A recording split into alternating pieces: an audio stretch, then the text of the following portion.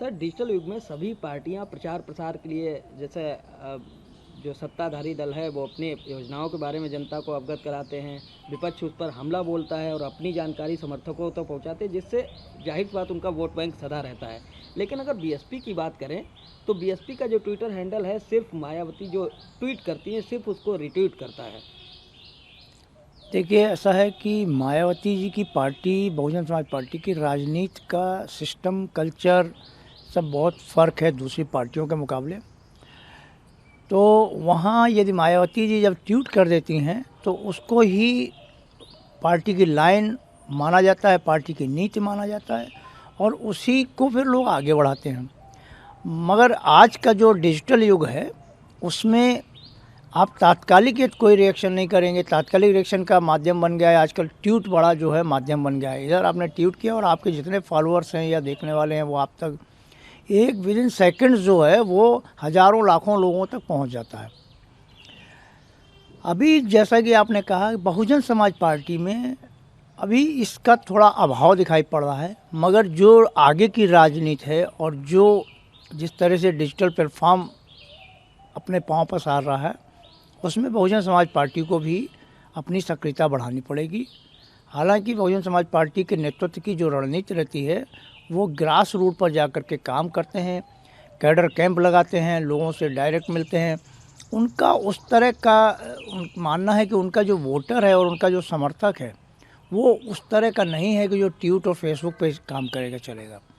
मगर मेरी जहाँ तक जानकारी है कि पिछले दिनों मायावती जी ने ट्विटर की जिम्मेदारी और युवाओं को जोड़ने की सक्रियता बढ़ाने के लिए अपने भतीजे आकाश को ये जिम्मेदारी दी थी। शायद हो सकता है अब वो भी अपने स्तर से कुछ पार्टी की लाइन है कर रहे होंगे लोग, मगर ये है कि दूसरे पार्टी के लोग ट्विटर और फेसबुक पे बहुजन समाज पार्टी से थोड़ा आगे हैं। अब ये क्या वजह है ये तो पार्टी नेतृत्व ही समझेगा। सर, समाजवादी पार्टी नेता स्वामी प्रसाद मौर्य लगातार रामचरितमानस पर हमला कर रहे हैं और खुद को शूद्र बता रहे हैं। साथ ही जो है अखिलेश यादव भी उनका साथ ही देते नज़र आ रहे हैं। वो भी कह रहे हैं कि अन्य जातियों को अगर देखा तो बची हुई जातियाँ शूद्र ही हैं। तो क्या समाजवादी पार्टी स्वामी प्रसाद मौर्य के बहाने जो दलित वोट बैंक है बसपा का, उसमें सेंध लगाने का प्रयास कर रही है? देखिए, शूद्र शब्द जो है वो रामचरितमानस की एक चौपाई के अंदर आया है और वहाँ से इन्होंने इन चीज़ों को उठाया है। अब 2024 का लोकसभा चुनाव है, लगातार समाजवादी पार्टी पिछले 4 चुनाव से लगातार कहीं ना कहीं किसी न स्तर पर कमज़ोर रही है। तो इनकी रणनीति हो सकती है, हर पार्टी अपनी रणनीति बनाती है वोट बैंक को बढ़ाने के लिए, करने के लिए। और बेशक जैसा कि आपने कहा कि स्वामी प्रसाद मौर्य बहुजन समाज पार्टी में लंबे समय तक रह करके आए हैं। वो वहाँ की कार्यशैली, रणनीति, कैडर कैंप और ज़मीन के लोगों से भी उनका जुड़ाव, और वो समझते हैं कि किस आधार पर वो पुराने परिपक्व लीडर हैं।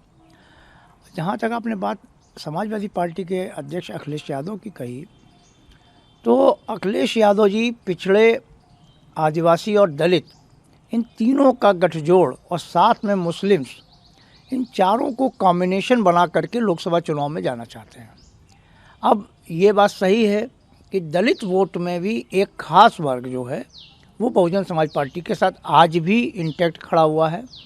हालांकि भारतीय जनता पार्टी ने पिछले चुनाव में थोड़ा बहुत कहीं उसको डेंट भी किया है, उनकी अपनी नीतियों से, कुछ सुविधाओं से, कुछ लोगों को लाभार्थी बनाने से।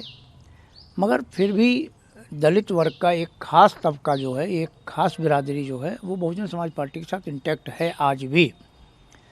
अब इसमें से ही वोट को छीनने का प्रयास है, तो ऐसा लगता है कि समाजवादी पार्टी भी अपनी सक्रियता बढ़ा करके लोगों को जोड़ने के प्रयास में लगी है कि ऐसी वर्ग की कुछ जातियां, जिसमें हालांकि बहुत सा पासी वर्ग जो है वो समाजवादी पार्टी अपने साथ जोड़ने में सफल भी रही है।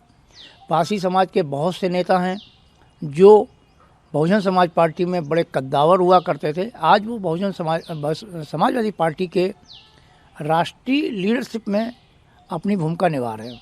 जिसमें इंद्रजीत सरोज को कह सकते हैं आप,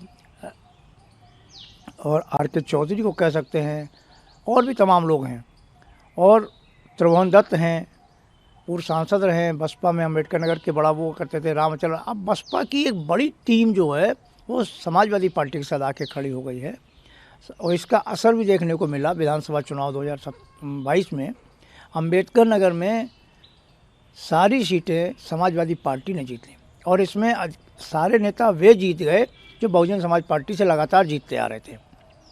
तो कहीं ना कहीं ये रणनीति है कि 2024 के लोकसभा चुनाव में आदिवासियों और दलितों के साथ साथ पिछड़ों में यादव ही नहीं है, पिछड़ों में अदर बैकवर्ड जो पिछड़ों में भी राजभर हैं, विंध्य हैं, निषाद हैं, कश्यप हैं, इन सारी जातियों को भी जोड़ करके और साथ में मुस्लिम का नेटवर्क बना करके ये रणनीति हो सकती है समाजवादी पार्टी की कि भारतीय जनता पार्टी को किसी तरह से उत्तर प्रदेश में रोका जाए, क्योंकि ये तो उत्तर प्रदेश में रोका जाएगा तो दिल्ली की गद्दी, दिल्ली की कुर्सी जो है वो थोड़ा सा कमज़ोर पड़ सकती है, क्योंकि उत्तर प्रदेश 80 लोकसभा वाला राज्य है और अभी जो है 14 ऐसी सीटें हैं जहां से भारतीय जनता पार्टी चुनाव में नहीं जीत पाई है।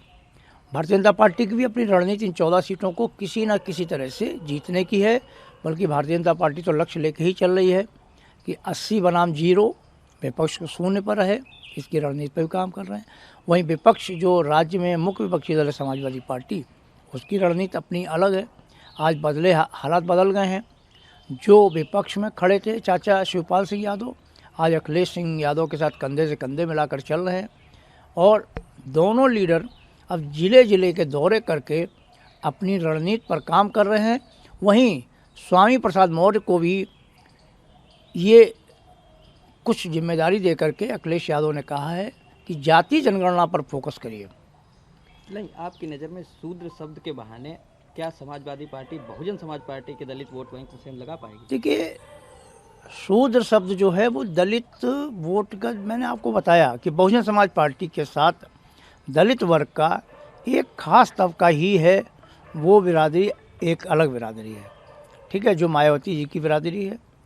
अब उसमें बहुत से दलित, उसमें पासी होते हैं, सोनकर होते हैं। अब सोनकर जैसे भारतीय जनता पार्टी का वोटर है और आपका धोबी होते हैं, ये तमाम इस तरह की जातियां हैं जो बसपा के साथ कभी रही नहीं। तो समाजवादी पार्टी शूद्र शब्द जो लेकर के चल रही है वो उसके पीछे अति पिछड़ों को, यादवों के अलावा जो बैकवर्ड हैं उनको, आदिवासियों को और दलितों में भी कुछ खेमा है जिसको जोड़ने की कोशिश कर सकती है। और अब हालांकि ये कहाँ तक सफल होगा, क्योंकि अखिलेश जी खुद कहते हैं कि क्या हम शूद्र हैं और मैं विधानसभा में इस पर सवाल करूंगा, तो अब उनकी रणनीति हो सकती है। धन्यवाद सर। कांग्रेस का ये प्रदर्शन